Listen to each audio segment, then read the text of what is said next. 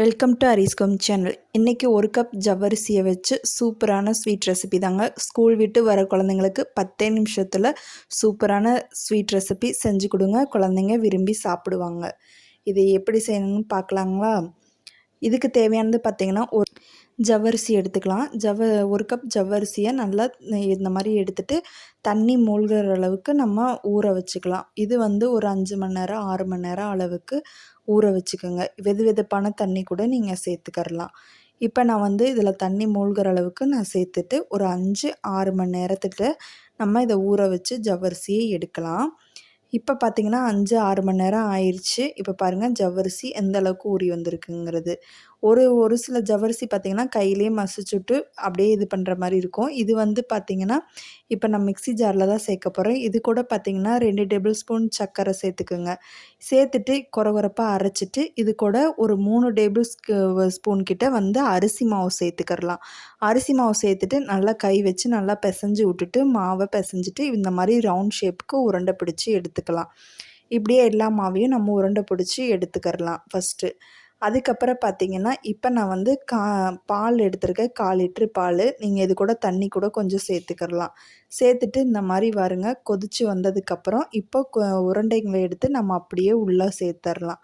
சேர்த்துட்டு ஒரு 10லேருந்து 15 நிமிஷம் மீடியம் ஃப்ளேமில் வச்சு நல்லா கொதிக்க விடுங்க. எல்லாமே வெந்து வரணும். இப்போ எல்லா பால்ஸையும் எடுத்து உள்ளே சேர்த்துடலாம். பாலில் சேர்த்துட்டு இந்த மாதிரி ஒரு டைம் மட்டும் கலந்து விடுங்க. சும்மா கலந்து விட தேவையில்லை. இந்த மாதிரி ஒரே ஒரு டைம் மட்டும் கலந்து விட்டுருங்க. அடுப்பை மீடியம் ஃப்ளேம்லேயே இருக்கட்டும்.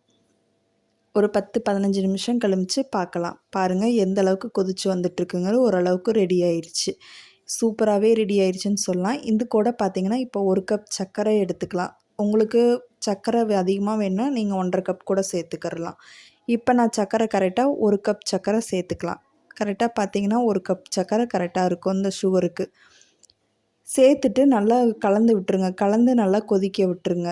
கொதிக்க விட்டதுக்கப்புறம் பார்த்திங்கன்னா நல்ல ஒரு திக்கான கண்டென்ஸ்டி வரும். அதுதான் கரெக்டான பக்குவமாக இருக்கும். இது குழந்தைங்களுக்கு ரொம்ப ரொம்ப பிடிக்கும். குழந்தைங்களும் விரும்பி சாப்பிடுவாங்க. செய்யறதுக்கு என்னமோ 15 நிமிஷம் தான். டக்குன்னு செஞ்சிடலாம். இது கூட ஏலக்காய் தூள் இல்லைன்னா ஏலக்காய் மசிச்சு கூட நீங்கள் சேர்த்துக்கிறலாம். அவ்வளோதாங்க, சூப்பராக ரெடி ஆயிடுச்சு. இதை அப்படியே எடுத்து நம்ம பிள்ளைங்களுக்கு கொடுக்கலாம். குழந்தைங்கள்லேருந்து பெரியவங்க வரைக்கும் விரும்பி சாப்பிடுவாங்க. ஜவ்வரிசி ரசகுல்லா சூப்பராக இருக்குங்களா ரெசிபி? உங்களுக்கு இந்த ரெசிபி பிடிக்கும்னு நம்புகிறேன். இந்த ரெசிபி பிடிச்சிருந்துச்சுன்னா உங்கள் ஃப்ரெண்ட்ஸ் அண்ட் ஃபேமிலிக்கு கண்டிப்பாக அந்த வீடியோவை ஷேர் பண்ணுங்கள்.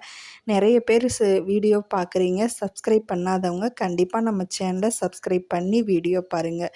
வேறு எந்த ரெசிபி வேணுங்கிறத கமெண்ட் பாக்ஸில் கமெண்ட் பண்ணுங்கள். சூப்பரான ஜவ்வரிசி ரசகுல்லா சூப்பராக ரெடி ஆயிடுச்சு. இந்த ரெசிபி பிடிச்சிருக்குன்னு நம்புகிறேன். தேங்க்யூ ஃபார் வாட்சிங்.